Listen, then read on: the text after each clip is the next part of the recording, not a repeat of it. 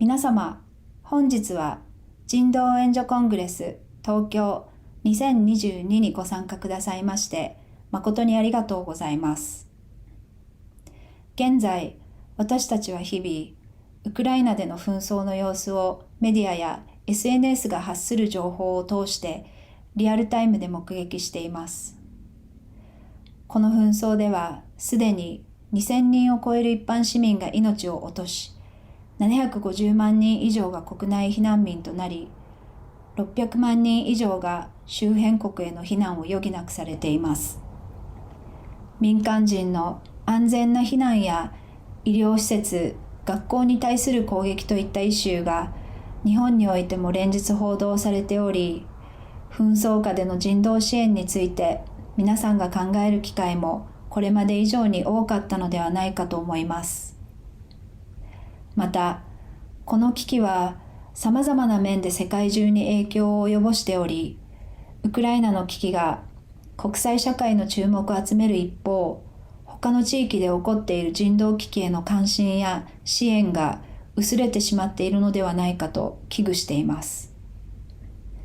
シリア紛争は10年以上が経過し、イエメンでの紛争も7年が経過しました。ミャンマーのラカイン州における暴力により人々が避難を強いられてから今年の8月で丸5年となり、また昨年の2月には軍事クーデターが起き、ミャンマーの医療体制は壊滅状態となっており、人々は国際社会の支援、コミットメントを切望しています。昨年の8月にはタリバンが政権を掌握したアフガニスタンでの人道ニーズも急速かつ劇的に増加しています。また、気候変動に起因する人道危機も世界中で発生しています。今年の人道援助コングレスはテーマを今改めて人道を考えるとし、今日の人道危機に対する理解を深め、極限状態にある人々の生命と尊厳を守るために国際社会には何ができるかを考える機会とします。大規模なニーズに効果的に対応し、人々を人道的危機から救うためにどのような行動が必要なのか、ぜひ皆様と共に考えてまいりたいと思います。今年で第3回目となる人道援助コングレスにたくさんのお申し込みをいただき、心より感謝申し上げます。参加者の7割以上が日本の方であるこの会議では、各テーマにおいて日本のアクターによる取り組みなども踏まえつつ、日本における人道援助への関心や理解も深めてまいりたいと考えております。ご登壇くださる有識者の皆様とご参加くださった皆様の活発な質疑応答を期待するとともに、人道援助コングレスがご参加くださった皆様にとって有益なものとなりますことを願い、開会の挨拶とさせていただきます。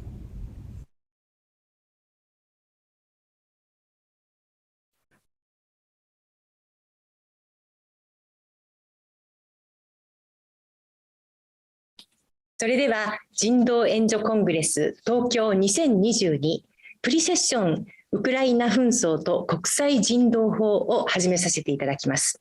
私は NHK 国際放送 NHK ワールドの江原美希と申します。モデレーターを務めます。よろしくお願いいたします。24時間国際ニュースに携わる私ども NHK ワールドにとってもですね、今年の2月24日という日は忘れられない日となりました。それまで2年間世界はコロナ禍に苦しめられてきました。しかし国によって格差はあるものの、ようやくワクチンも出回るようになり、3年目には明るい兆しが見えるのではないかというその希望を多くの人が世界中で持ったと思います。しかしその希望が砲撃と文化の音によってかき消され、遠く離れたこの日本でも連日悲劇を伝える映像を見て人々は心を痛め、また日本政府が西側の各国と足並みを揃えてロシアへの制裁に踏み切り、その影響で石油、ガスから食料品までが高騰して、私たちこの日本の暮らしにも直接の影響が出ています。また、ウクライナから脱出した人々が日本にも入国しています。コロナ禍もしかりでしたけれども、地球はですね、この戦争によって一つであり、どこで起きている人道危機とも私たちは無関係ではないということが改めて思い知らされています。今日はそのウクライナで人道援助に直接関わっている ICRC と MSF の方々から直接話を聞ける貴重な機会です。視聴されている皆さんもぜひ質問を後ほどチャットでお送りください。それではご紹介いたします。赤十字国際委員会 ICRC ウクライナ代表部事業統括のアンジェリク・アペルーさんですね。キーウからのご参加です。そして国境なき医師団 MSF の緊急対応デスク副プログラムマネージャーのトリッシュ・ニューポートさん、ジュネーブからのご参加です。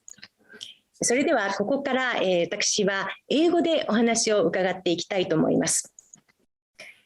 Miss Angélique and Trish, first I would like to each of you to tell us about what you do and what you observe through your humanitarian crisis, through this humanitarian crisis, and through your activities.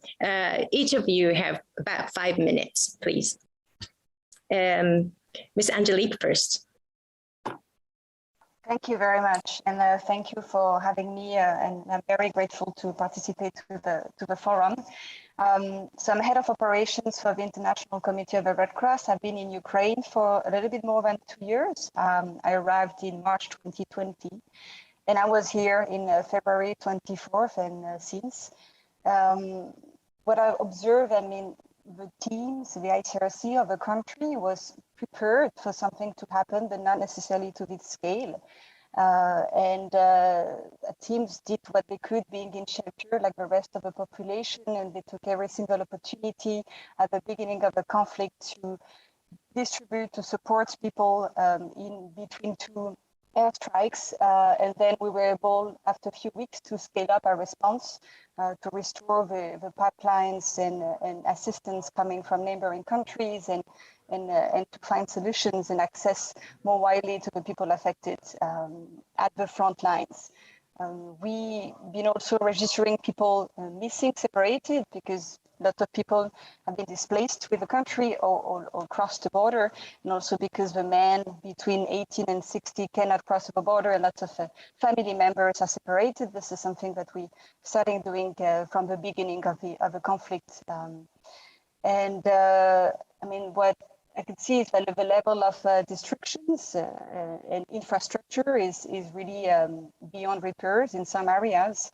But also, I would say that throughout all those, like it's about 3 months, I've been amazed by the solidarity being in Ukraine, and people receiving people displaced or finding solutions within also the places which are affected, and the neighbors taking other people when their house have been destroyed. But the solidarities of the scale of the world,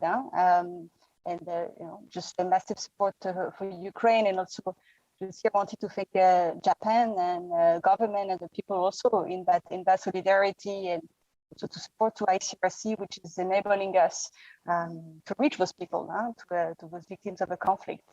But also the resilience.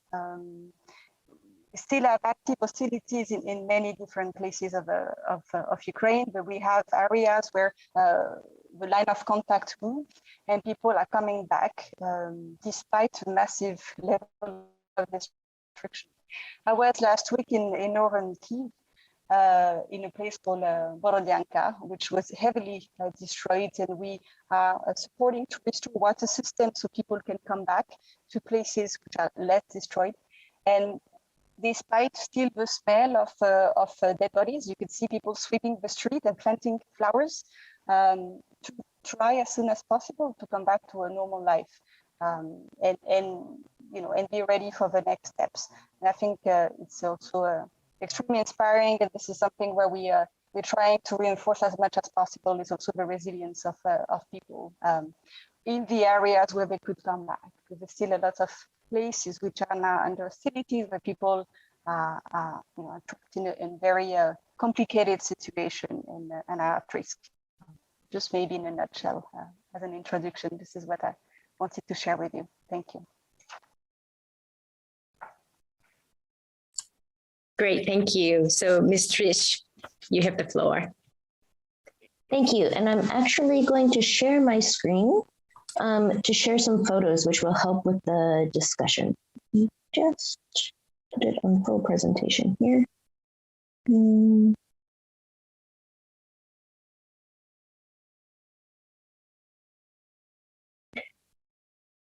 So my name is Trish Newport. I'm the Deputy Program Manager for the Emergency Desk with MSF Switzerland. While I have not been to Ukraine, I follow very closely all of our activities in Ukraine. So today, in the next 5 minutes, I just want to talk about what we as MSF see as the impact of the conflict on the healthcare system, as well as what we see as the impact of the conflict on the population that is in Ukraine today, as well as then just giving an overview of what MSF's activities are in Ukraine today. So first, to talk about the impact of the conflict on the healthcare system. We see, Ukraine has a very robust health system. It's extremely strong, with a high number of hospitals per capita compared to the rest of Europe.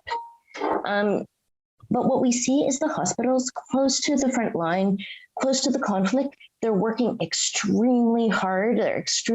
What we see is huge resilience, but it's extremely difficult conditions. We see that in some areas, the hospitals have been overwhelmed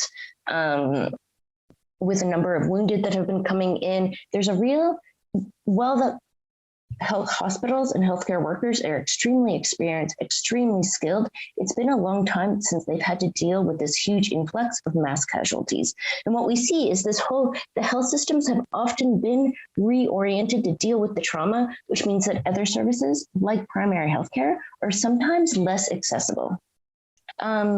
We also see that in areas where there's large numbers of displaced people, there's limited access for primary healthcare for the people. And finally, hospitals that are close to the front line, we see that there's a lack of access to supply chain so that they're missing some key items. And then in some areas, we have a concern that some hospitals close to the front line are at risk of losing access to water and to electricity. So then what is the impact of the conflict on the population? Well, I agree. We see a lot of resilience. We see a lot of solidarity, but we also see that people are living in fear. We see people have seen that train stations have been attacked, apartments have been attacked, that some people are feeling it's not safe to be anywhere. And so then you have people that are living in metro stations, people that have stayed at home or staying in their basements, sometimes for weeks on end because of fear. We see lots of people that have moved to shelters. A challenge is that their income has been disrupted.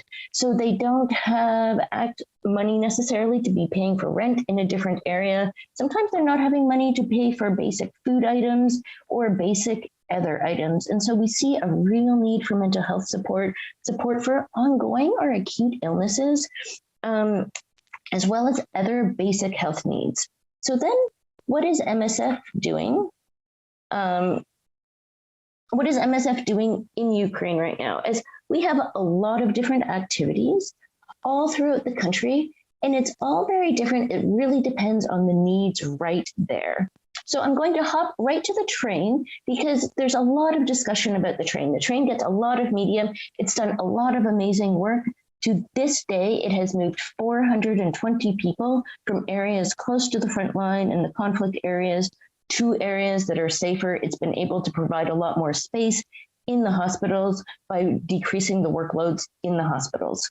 But we're doing a lot of other things that bring less attention, but are also saving lives. First, we're going to the hospitals close to the front line. We're asking people what they need and what supplies are not arriving to them so that we can make sure that we can give a lot of donations. We're also looking at how to ensure logistic autonomy so that people have hospitals can have electricity and access to water, even if that regular supply is cut off because of the conflict, so they can continue to ensure people have access to life-saving care. And finally, in the hospitals, we're providing training to people about how to deal with mass casualties. Next, we're working in the shelters. We're working in the metro stations. We're providing mental health support to people, to the displaced people there, and also to the people that are working in the shelters and working in the metro stations. We do a lot of mobile clinics, making in the shelters, in the metro stations, making sure people have access to healthcare for acute illnesses as well as chronic diseases, and making sure that people have access to the medications that they need for chronic diseases.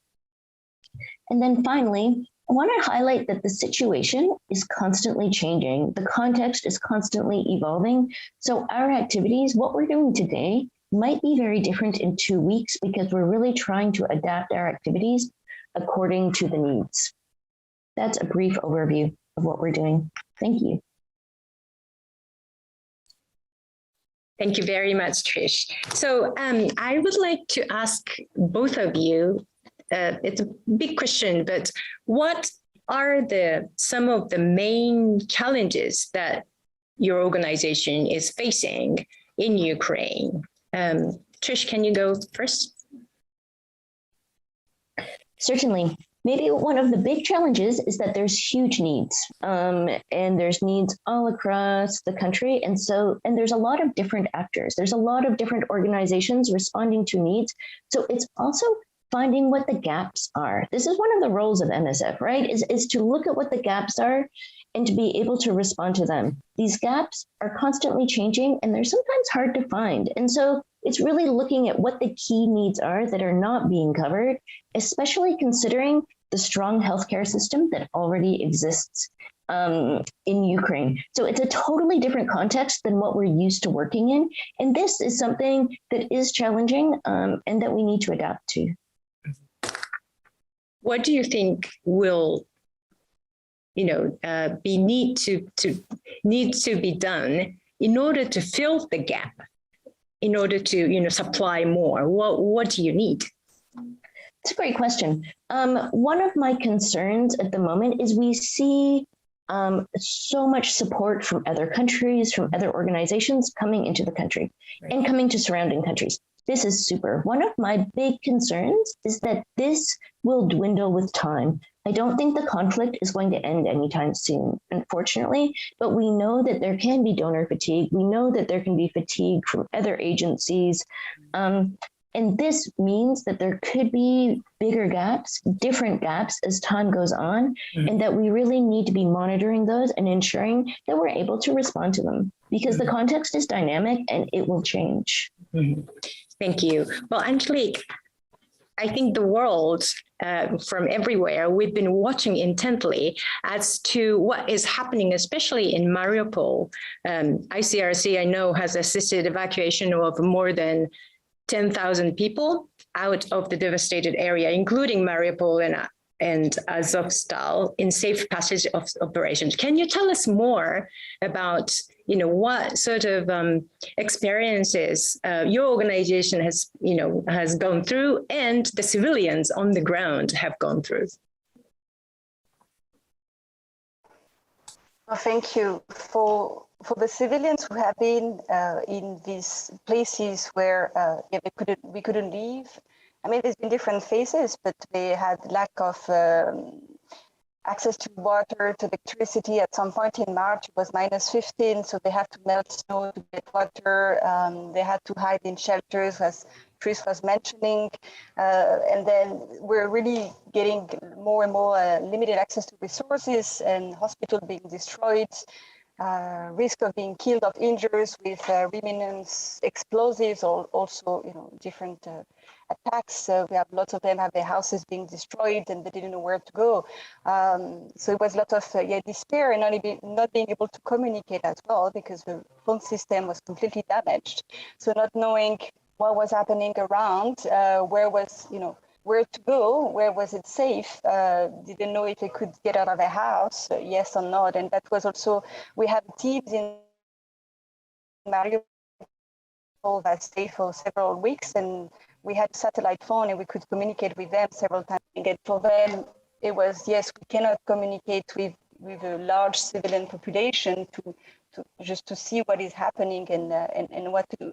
We've been trying and involved in this, negotiation between parties on the safe passages for civilians on early stages, which had, what was managed in Sumy and in some places in Mariupol. Not to the scale we would have wanted, but this is something we're still discussing because it's extremely important that civilians can be put in safety. But yes, what we could see that when they arrive in safety, when they arrive to other places, usually they have a family member or friend to go to, and this very well organized center to receive people organized by the authorities. But we've also been supporting some of those shelters or places to receive, or we are giving some cash assistance, which is a different installment. The first one for people to buy what they need, and then they will need after a few weeks and again after a few months. Operation is still ongoing right now. Also, after the civilians in Azovstal for the wounded soldiers and prisoner of war, this is something which is extremely delicate. So again, ICRC is acting as a neutral intermediary. This is mandate, which is in the Geneva Conventions given by the parties. And here we are just, in that neutral intermediary role, we having, the people protected, so the civilians or here the wounded soldiers or prisoners of war registered or put to safety for the civilians. Thank you. Now that you mentioned about POWs, I understand that ICRC team has registered hundreds of prisoners of war from Azovstal plant in Mariupol, and it's announced just now. Can you tell us a bit more about? I know you keep the confidentiality about the those who are POWs, but can you a little bit tell us what the situation is, and also Russian government. Their stance is that this is not a war. It's for them special military operation, correct? And so, from legal point of view, does this constitute a problem?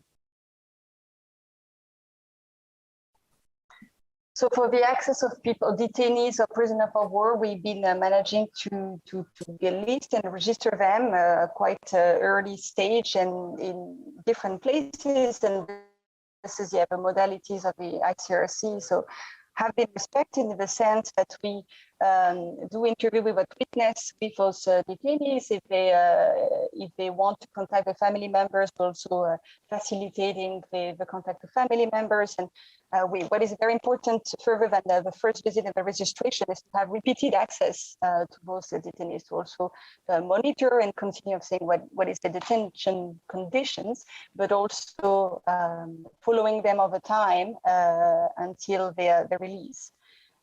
As for the qualification, for us, it's an international armed conflict. And then there's therefore prisoner of war and the third Geneva Convention apply. And then for how we engage with the parties, it remains also, as you mentioned, ICRC is always this bilateral and confidential dialogue and engaging for the maximizing the impact on those being the detainee population or any other population which is protected. Thank you. Okay, I would like to ask Trish about attacks on medical facilities, hospitals, clinics. Can you tell us what Médecins Sans Frontières has been observing, what is happening in Ukraine? This is a great question, and thanks for the question. We have reports. ICRC, I think, has more the numbers than I do about in WHO, the actual number of hospitals that have had attacks since the start of the conflict. What we see is we're not there when there's the actual attacks. What we see is a reduced number of hospitals that are available to be providing life-saving care. We see that health structures, not just health structures, but we also see apartments and other buildings are being completely destroyed, which creates serious concerns for us. So I don't have the actual numbers, but we know that this is a concern. Access to healthcare in general is a concern, right? It's what concerns MSF is that people are able to safely and securely access healthcare, which we see is not always able to be happening right now. And what happens to the civilians whose hospital is destroyed and there's no other hospitals in the area? What happens? I mean, this, and as I was saying about what we're seeing about the needs of the population, we're then seeing it's people, I mean, where hospitals have been destroyed, people have less access to secondary healthcare, but we are also seeing in other places where the conflict is occurring, health system has been reoriented, right, to focus on trauma, which then means people living in an area, even if there's still a hospital there, right, they have less access to primary health care. And why is this a concern? It's a concern because when you have chronic diseases, when you have psychiatric illnesses, and you're not having access to your regular consultations, you're having exacerbations, which can then bring a regular illness to something that would take you to an emergency room or needing hospital care. And so we are seeing lots of exacerbations of illnesses that could have been managed when they were simple, and now people are dealing with much more severe illness. Thank you. Angélique, what are the main concerns for ICRC for the coming months? That's a good question. Our main concerns of the coming months, I think it will also depend on what the hostilities or what the conflict. I mean, we only 3 months think how it's going to be evolving, and I think it will be in terms of access. For us, it's also important to be able to cross the line of conflict and to have access and bring assistance and relief to the people who are in areas which are not under the control of Ukraine. So this is something that we've been seeking for several weeks, and we'll continue to do so, to this access. And this is a fluid security environment. So just access to front lines for now. I mean, we found ways, but this is something that we never know is going to involve, this access, also this acceptance, and what would be the situation. So I think, yes, the access to really the most affected places is where we could see the, and we could see that still upcoming challenges for the coming weeks. But again, it depends on how the conflict will involve. So it's not a given necessarily, or how the things are going to be played out. For right now, we still have access to all front lines. Yeah. And how about you, Trish, for your organization? It's similar to what Angélique was saying. I mean, the coming months, it definitely depends on the evolution of the conflict. As I was saying before, one of my big concerns is the fatigue of donors, is the fatigue of other organizations to be able to respond, right? Not just in Ukraine, but in all of the surrounding countries. We see in Poland right now so many organizations that have received funding from different donors. And I'm not sure, we're already starting to see some organizations reducing the amount of what they're able to do. And the conflict is going to be continuing for a long period of time. And then I will repeat the concerns Angélique says about access. These are the concerns I have today, continue to be the concerns for the future as well. Mm-hmm.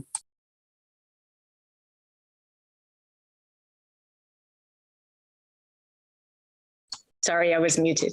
The war on Ukraine has been constantly on news and gets the global attention now. But what is underreported or not understood fully from your perspective?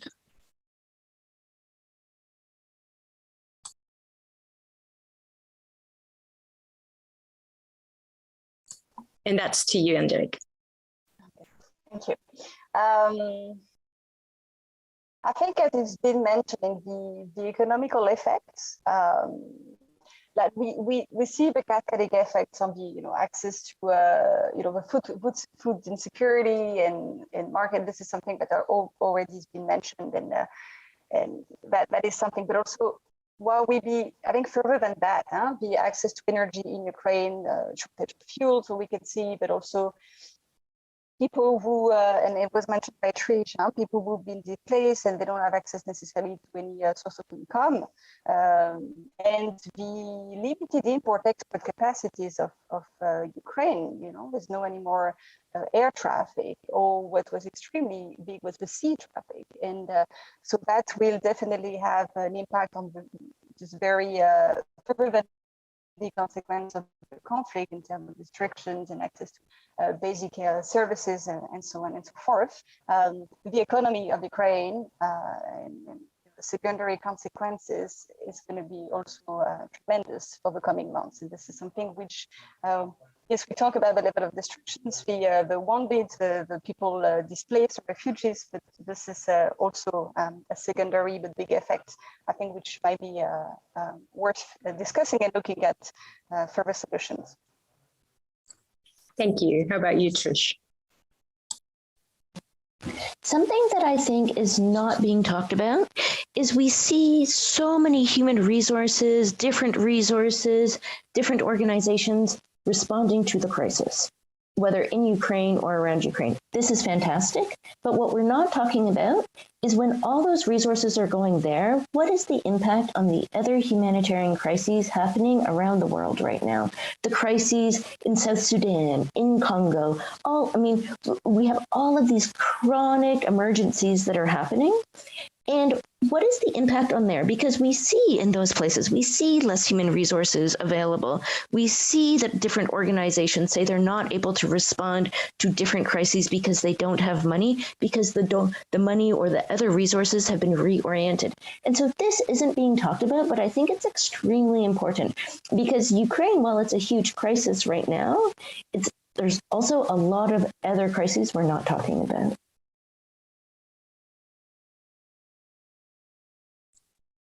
Thank you. I would like to ask you, Angélique, another question is that, this war has been described as information war as well. Tell us in this 21st century information age, tell us how misinformation about the war or about ICRC activities could put ICRC's staff at risk on the ground.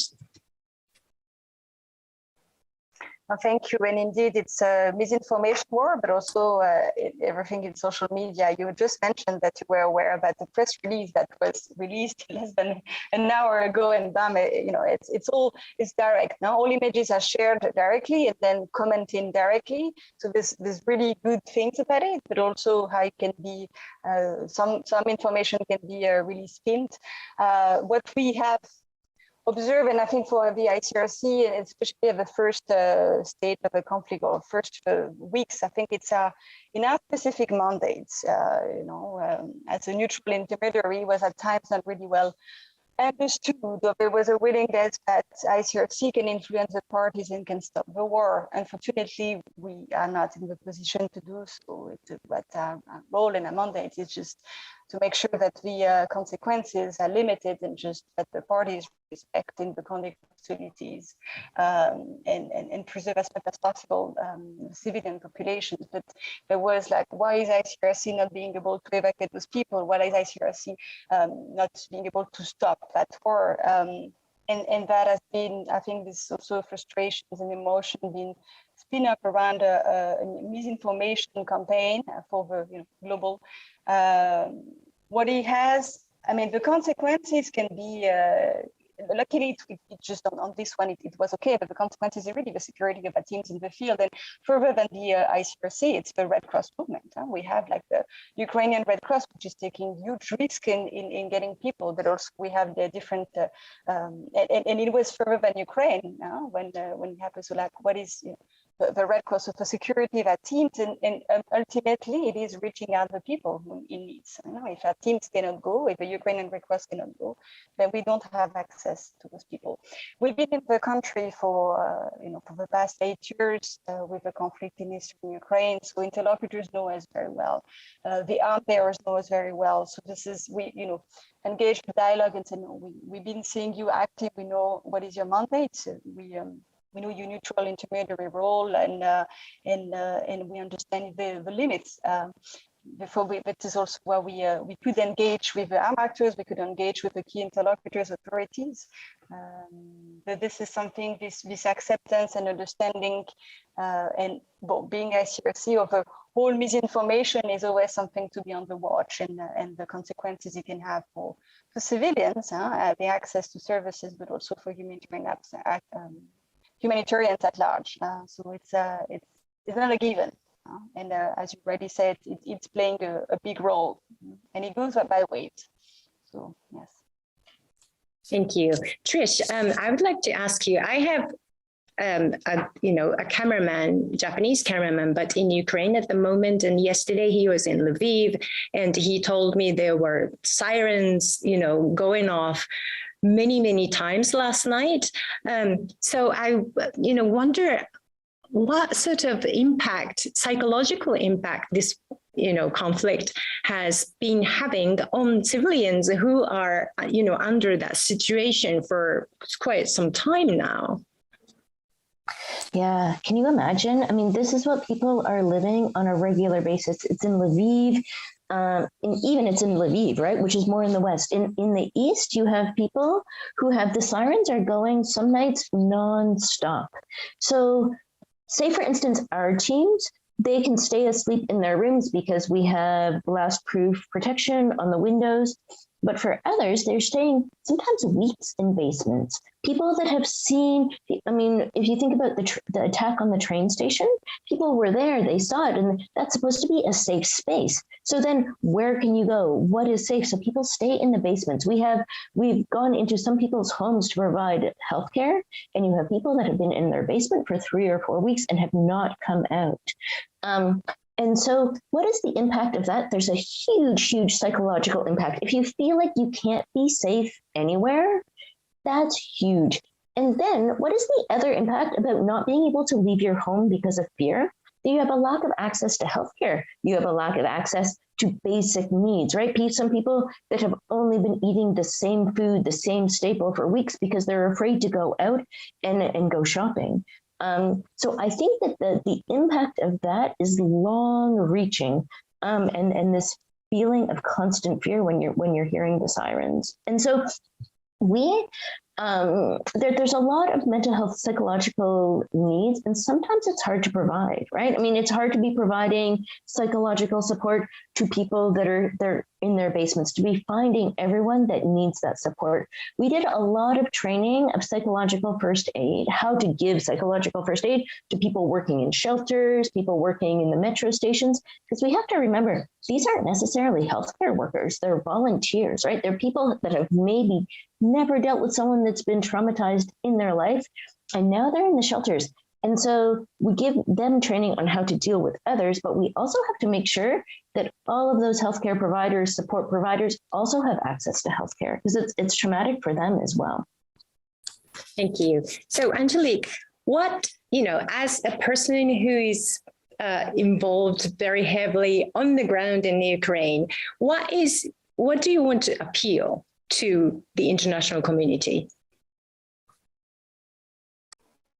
Wow, that's a question. That's a good question. To appeal to the international community, I think is, yes, I think to keep this interest and support for Ukraine, which on multi-sectors. I mean, on the direct humanitarian relief, which is necessary right now, and I think which is extremely important for quick reconstructions, and this is extremely needed, being access to water, to food, to good medical support, but also the reconstruction that takes, depending of different projects, but the constructions and again reaccessing to water system or reconstructing a nursing home. the mental, the trauma, the level of trauma is also something which is, as mentioned by Trish, is also something which is extremely important and being tackled at different levels, but not enough necessarily. And I think it's very important that we keep working on that. But just thinking also on it is an ongoing conflict. So there's relief right now, but reconstruction, but also getting ready and prepared for supporting for further, because we don't know how those activities are going to go. So just making sure that people are also prepared in equipping the shelters and supporting the whatever initiatives they have on that. But yeah, thinking about those economical effects, which I mentioned before. When any conflict has always different, short-term, long-terms, and it's every conflict, its consequences last for many, many years. Just on the people who've been missing, just on the level of, if you see the level of weapons used, and therefore the level of an exploding ordnance throughout the country, and this is not only targeted to one specific area, it's throughout the countries, and so access to fields and possibility of movement. So those are consequences that are gonna last for so many years. So just having in mind, that support is extremely important right now, but also thinking that it's only 3 months. We'll see how it's going to evolve. Needs might be, much bigger on the longer term. And just even though the conflict might be the more intensive part of the conflict might be just in some areas, the consequences are really long lasting. Thank you, Trish. And Trish, what would you like to appeal?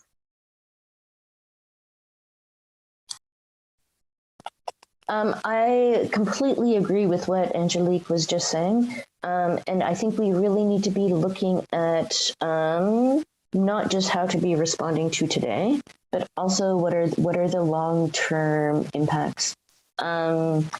Also acknowledging, and this is something MSF has really had to acknowledge, we're used to going to places and really responding in a much different scale, because usually we go to places where the Ministry of Health is not so strong, where you see lots of failures in healthcare infrastructure. This is completely different, right? It's Ukraine has a strong, robust healthcare system. It has extremely well-trained workers. And so it's looking at how you can support the strengths that are there to be able to rebuild afterwards. And what support needs to be done to those healthcare workers, what needs will be there for the population in the long term. Thank you.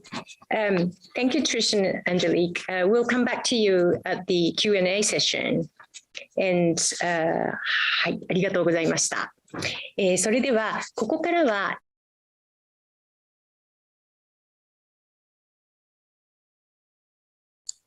すみません、またミュートにしてしまいました。ここからは日本語を使わせていただきまして、特に日本の私たちがどうこの人道危機への対応に関わっていけるのか、そして関わっていくべきなのかということを、赤十字国際委員会 ICRC のレジス・サビオ駐日代表と、そして国境なき医師団 MSF 日本事務局の村田慎二郎局長に伺っていきたいと思います。まずはお二人に、3分ほどずつお話を伺いたいと思います。まずはレジスさん、よろしくお願いいたします。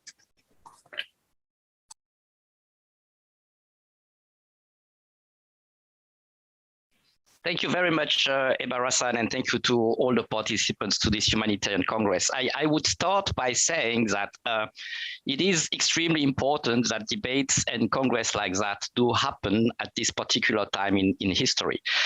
While we started the year, we were already with an anticipated 183 million people who are in need of humanitarian assistance. If you add today the 8 million displaced in Ukraine, the 6 million refugees, you are already close to 200 million displaced. So I think it's very much important that in Japan, humanitarian assistance issue or humanitarian needs and international humanitarian law are being discussed, are being debated, are being promoted, are being understood, because I have often the impression that our government are very much interested, rightly so, possibly on security issues and economic issues, but they tend to forget a little bit the humanitarian dimension. And if you look at our world and our surrounded by crises we are, I think it is extremely pertinent. And that's why I want to thank also all who have made this Congress possible and our advisory board in particular. The second thing, I always also want to say thank you to Japanese people, because I think they have already tried to do quite a lot. They have been supported financially heavily. I mean, humanitarian organization like ours, like the ICRC and the Japanese Red Cross has been also like very much mobilized to make sure that within all the humility you need to have when you have to respond to a crisis of such scope and importance, that we can have the means to do so.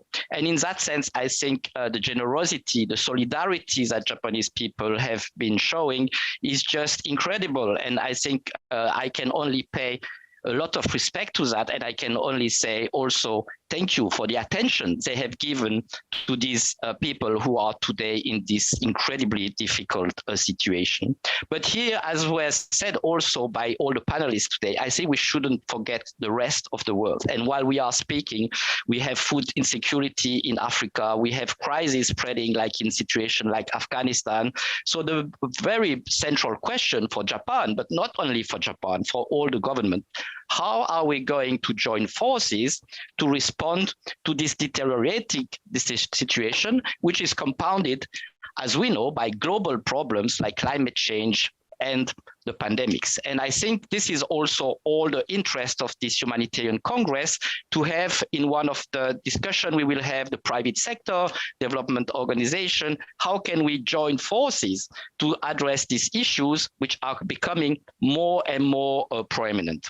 Of course, I cannot also avoid to say that this is a very relevant and pertinent moment to rethink as an international community how we are going to apply international humanitarian law in conflicts and try to avoid this level of death, destruction, and misery, which is just abhorrent and unacceptable if you look at situation like Ukraine today.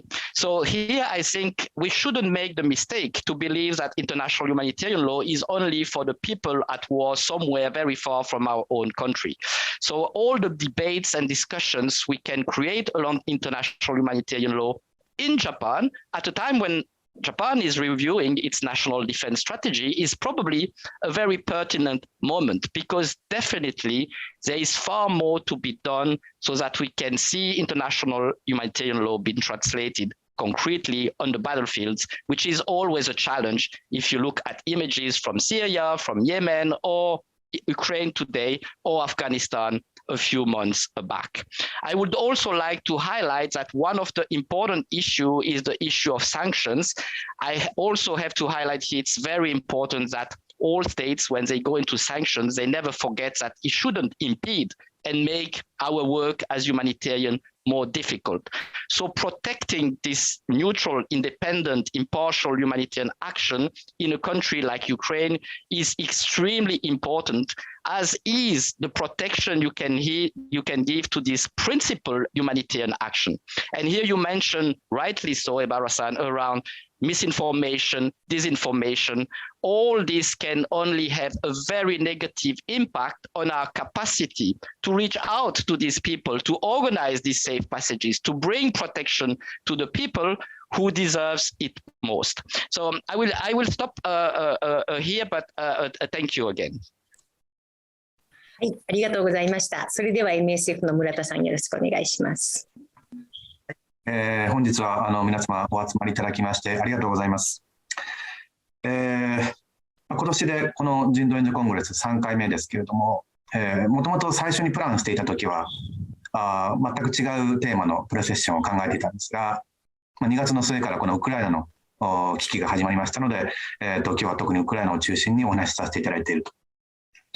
で、私の方からは、日本政府に対する、リクエストというか、期待というものがあるとすればですね、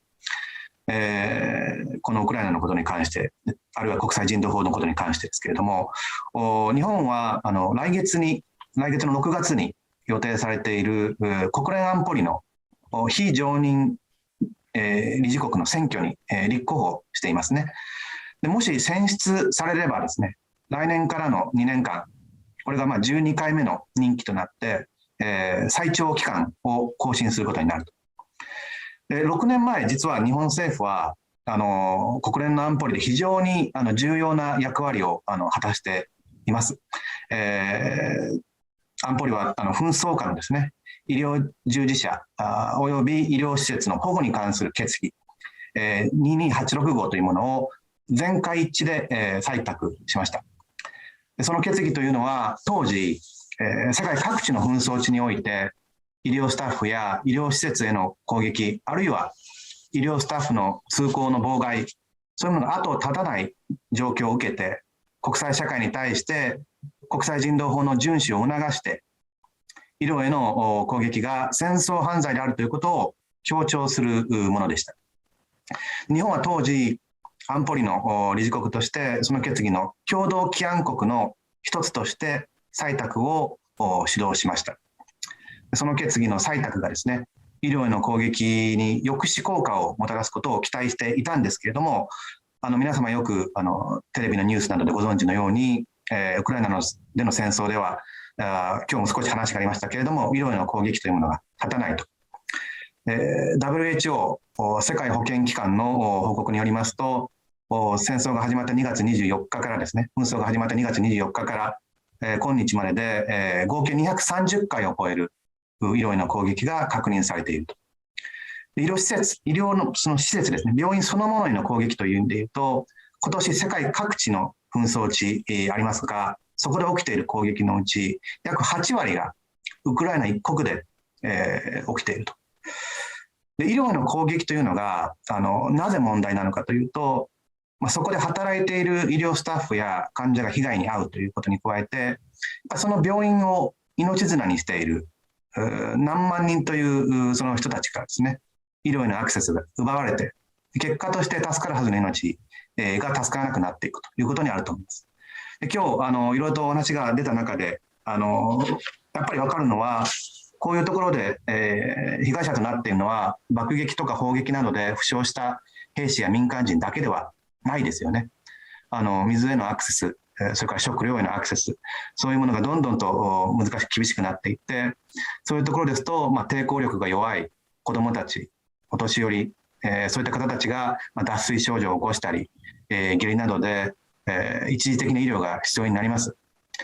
で、お年寄りでいうと高血圧や糖尿病などの慢性疾患、それからこれはもう子どもも大人も関係なく、先ほどトリッシュが言ってましたけれども、心理的なケアですね、この戦争によるそういうものも含めて、やはりその紛争地デモというか、紛争地でこそ医療へのアクセスが必要になってくるんですけれども、もしですね、そういった観点から日本政府が国連安保理の非常任理事国として再度任期を務めるということになるんであれば、人道的な観点からのリーダーシップを国連外交の場で発揮していただくことを期待しております。はい、ありがとうございました。それではここからたくさん質問が寄せられているので、その Q&A のセッションに皆さん入っていただいて、質問に答えていくという時間にさせていただきたいというふうに思います。まずですね、英語でお話ししますね。よろしいでしょうか。Hi, this is Ochi from MSF Japan. Thanks, Angélique and Trish, for sharing your experiences and thoughts. My question is, how can we ensure the access to the people in the areas controlled by Russia, or is this completely impossible? Can I ask you first, Trish? I do think that ICRC is probably better suited to be talking about access and access into Russian-controlled areas. Okay, Angélique. Thank you. This is ongoing in constant discussions with the different parties, and with Russia also on access.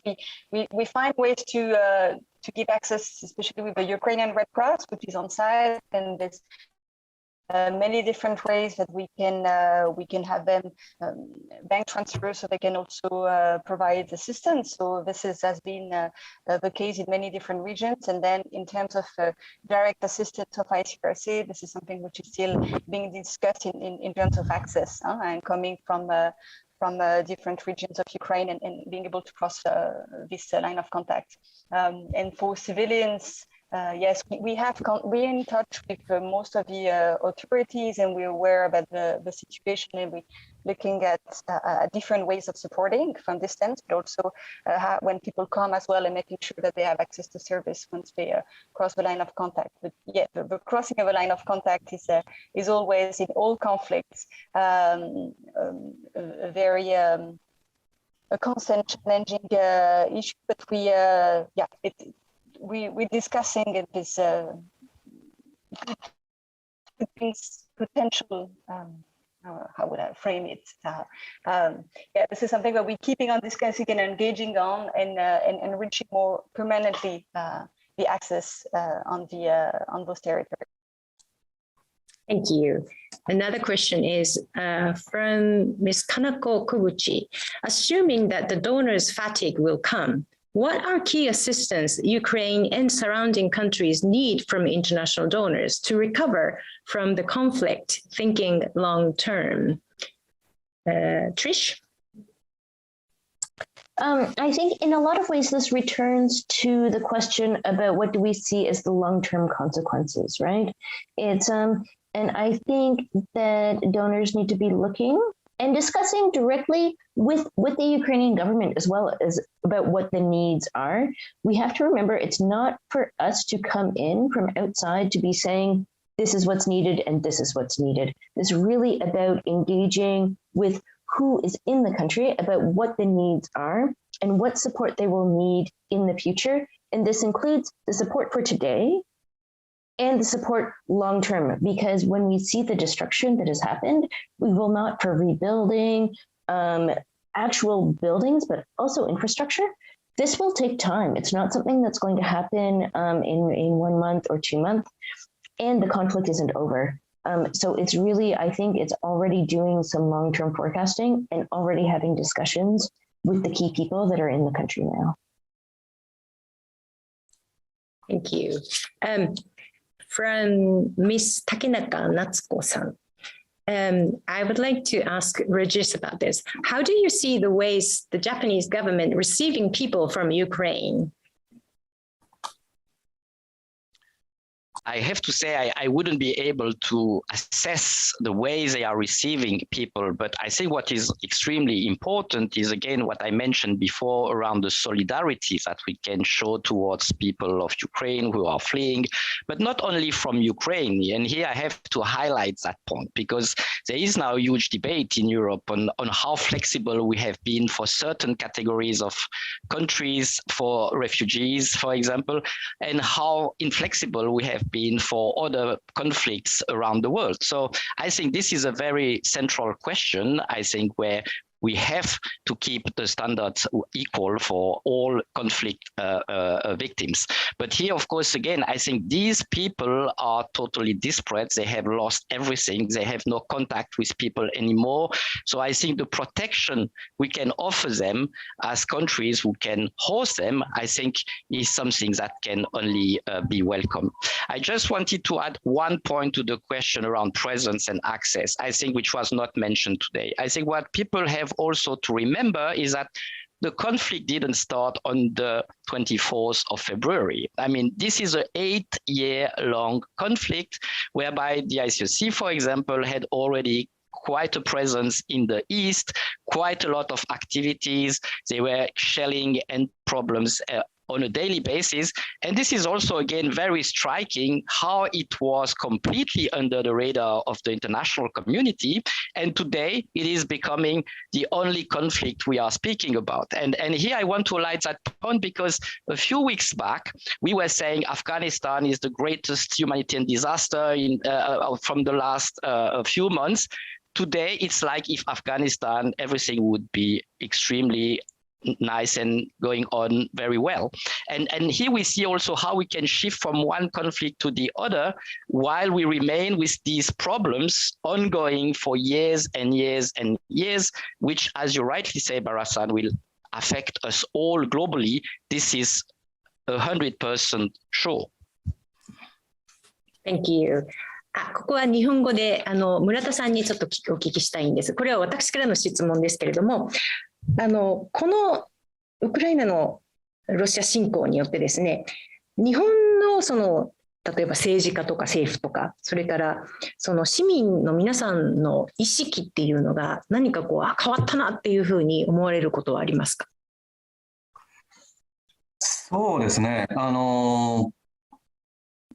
もう本当に連日連夜テレビをつければウクライナのことをニュースあるいはもうワイドショーでもやっていますので、その医療への攻撃などもですね取り上げることが非常に多くなってきていて、そういう意味では、例えば、10年前にあったシリアで同じような問題がありましたけれども、そこの起きていた時よりは随分とこういった問題が身近になってきているのかなと、一般の普通の人たち、生活している人たちの中でですね、というのは変わってきているところというのはあるかと思います。それはいろいろなSNS とかそれからデジタル技術の発展でもう本当にもう遠いところで起こっていることがリアルタイムでライブで送られてくるっていうところも一つ大きく変わったところで、そういうところが寄与しているのではないかというふうに思います。で、政治の方たちのことに関してはどうかわからないんですが、先ほど難民の受け入れの話で言いますと、やはりこのソリダリティを見せるという意味でですね、ウクライナからの積極的にその難民を受け入れるっていうのをしていますけれども、難民が出てきているのはウクライナだけではないですよね。アジアでもそうですし、ミャンマーからもそうですし、ロヒンギャの問題もあったり、他のところからは同じようにしていないと。ちょっとこう違いがあるというところは気になるところではあります。はい、ありがとうございます。ではまた英語のクエスチョンに行きたいと思います。It's from Mega Sandhu of ICRC. Have different humanitarian organizations and NGOs been able to work together on the ground in Ukraine? Is there a coordinated response? Can I ask you, Angélique? Thank you. There's been a coordinated response at the beginning, especially with MSF, I think, where right in the first weeks. And for example, they made up a train. And then when we were looking at evacuation of people from Mariupol, there was a good collaboration of those people wounded or who needed further healthcare to be transported by MSF. And coordinations, yes, on those, frontline areas and looking at the different needs. But also, as Régis mentioned, we had humanitarian support for 8 years in this conflict. So in this country, so there's already a mechanism in place in terms of coordinations of help in different clusters. Now the scale and everything completely changed, and there was a little bit of time to adapt, and those coordination systems have to be scaled up a bit. But the authorities really we had a really clear idea of what were the needs, what we could cover, and what they could ask for partners, and coordinating that support. So yes, we just needed a quick response. Wherever we go, it's like, okay, we know what we want. This is bad. Can you do it? Yes, no. Otherwise, we're going to ask someone else. And that was I see that quite well organized. But in terms of relief response, but always start to be a bit more challenging is when you in places when you need reconstructions and security allows to have more actors, and I think this is going to be coming in the months to come, many more actors, and there the coordination will be, but we see in many different contexts that would be a bit more of a challenge. Now that relief or like emergency phase, as I said, like the direct contact with authorities, knowing very clearly what they want, the few actors which are completely on front lines, with who we have mechanism of coordination is working quite well. Thank you. Another question from Mr.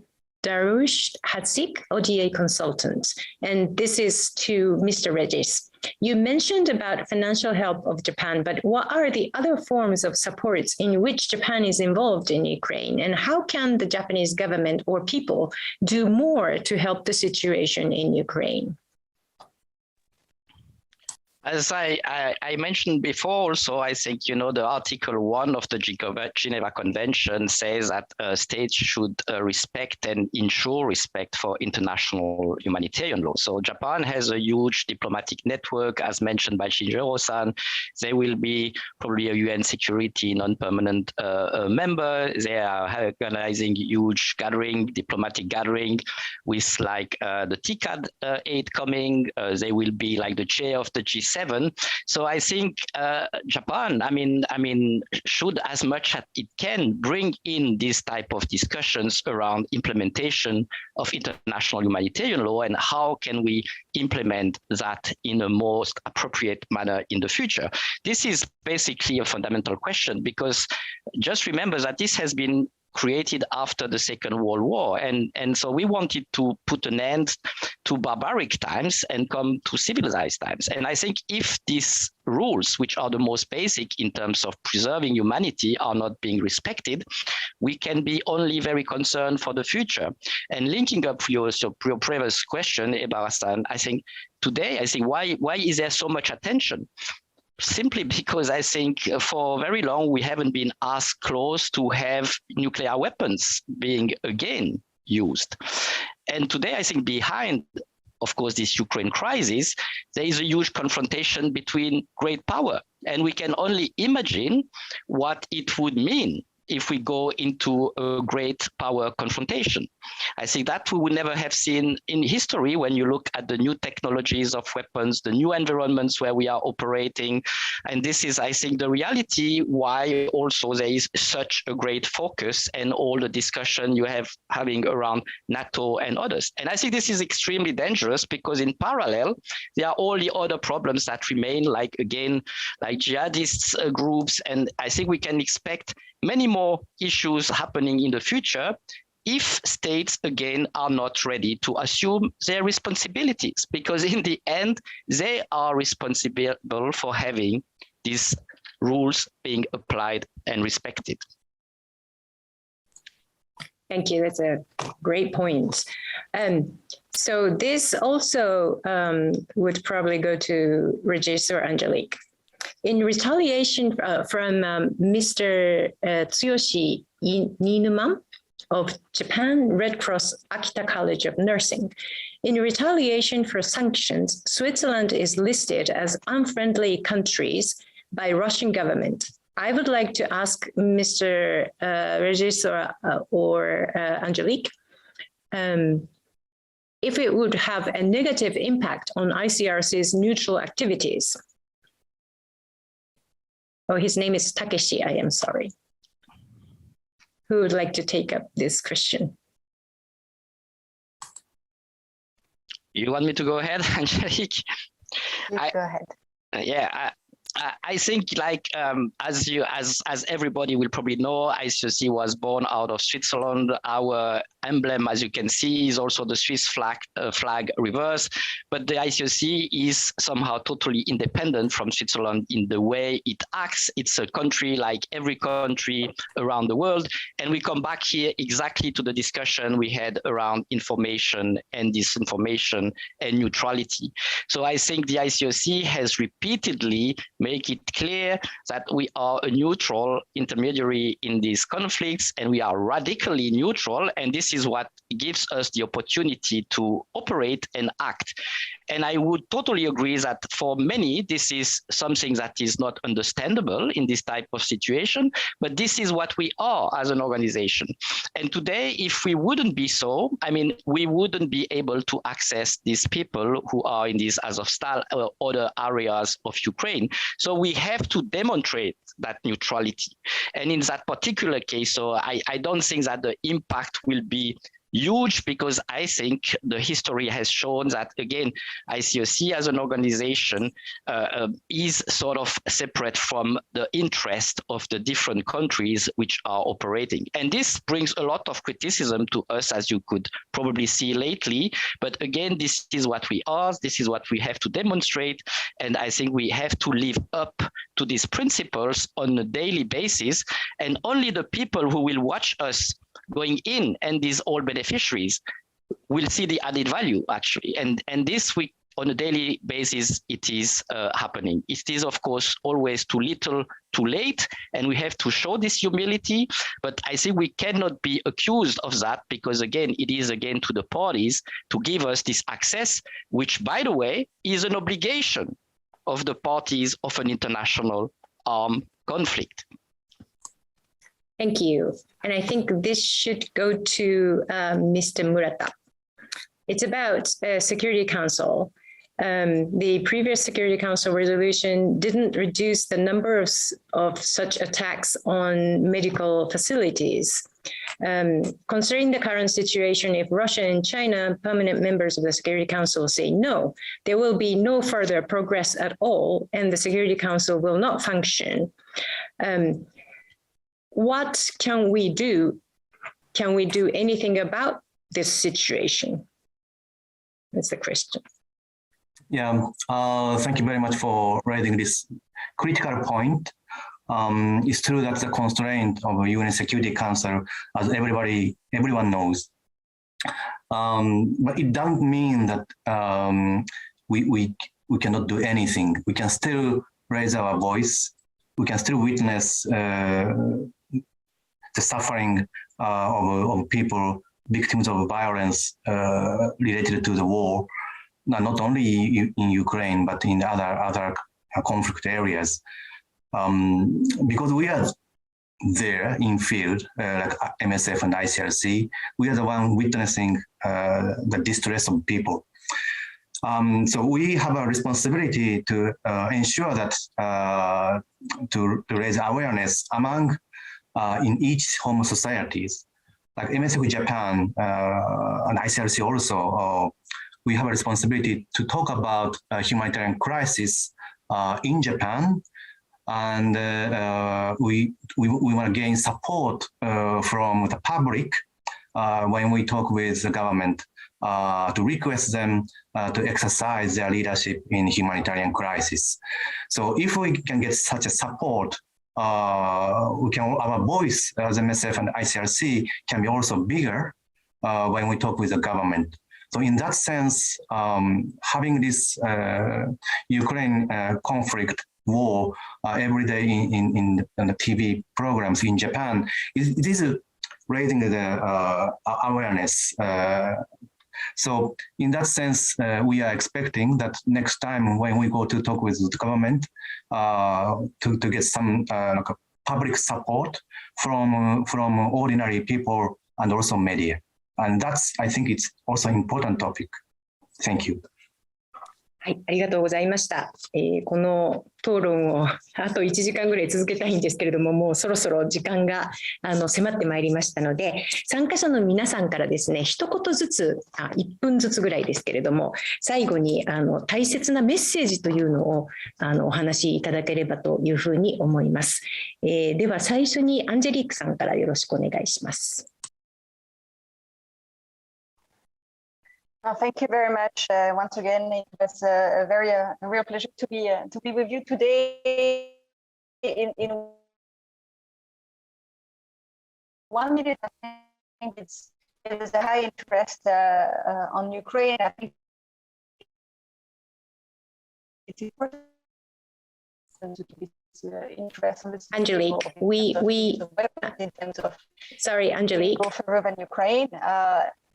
We keep losing you. Okay, can you start over again because we lost you for a minute. Okay, no problem. No, we're thinking for the interest of the situation and the consequences of the armed conflict in Ukraine, and we are 3 months in, and we don't know how it will evolve in terms of use of weapon, in terms of movement of a line of contact, and if it will go further than Ukraine, and that's something which is very important to keep in mind. And then the respect of international humanitarian law, which obviously from the parties, but also from the international community and its responsibility. And I think keeping on bringing a human response is extremely important, keeping on engaging with people, also, on the ground and just listening to the suffering and being there. So that will be my message, and thanking you once again. Thank you. So Trish, and I would really like to thank you for this opportunity and for this exchange. For me, I have 2 big messages. I think one, in terms of respect for international humanitarian law, is also that we need to reinforce that people have the right to access healthcare, and that humanitarians need to be able to access those that are in need. This is essential. But also, as much as I appreciate there's this focus and this discussion on Ukraine, I think that we have to make sure that we're also looking at all of the other humanitarian needs that are happening in the world, all of the other crises that are not being responded to, or that media and communications are not focusing on because the focus is on Ukraine. And so we have to make sure that neglected crises don't become even more neglected. And thanks again for this opportunity. Thank you. Régis? My message will be quite simple. I think we have to all think that behind all these numbers we mentioned today, they are women, they are children, they are fathers, they are sisters. And I think they certainly deserve a better future. So all we can do collectively to make that stop in a way, I think will be very much welcome. And looking into the future, I think we owe it to the future generation to sort of stop a little bit, take a bit of distance, and start to reflect what type of world do we want to have. And it's coming back, I think, to the basics. I think many of our grandfathers have died for us to have international humanitarian law today. So how can we bring that back, that discussion, and try to have that minimum of humanity respected, whatever the situation can be? That is, I think, today a real need for all of us and for all heads of states around the world. Thank you. それでは村田さんよろしくお願いします。Speaking of these essential rules of international humanitarian law, would say civilians must be treated and protected as civilians at all times, anywhere. The right to seek safety and access to medical humanitarian aid is an obligation, not a privilege, everywhere in Ukraine and the world. It's time for states to accept responsibilities, reaffirm their commitments, and ensure that civilians, medical staff, and those seeking medical care are not a target. Thank you very much. ありがとうございました。私もこのウクライナの、紛争というのを見ていて、今こそ私たちはもう一度戦争に関しても国際法があって、どういう経緯で法律ができたのか、そして戦争犯罪とは何なのか、人道に反するとはどういう意味なのかということを改めて見直すべきではないかというふうに思いました。それでは今回のプレセッションはこのあたりで終了させていただきます。登壇者の皆さん、視聴されている皆さん、どうもありがとうございました。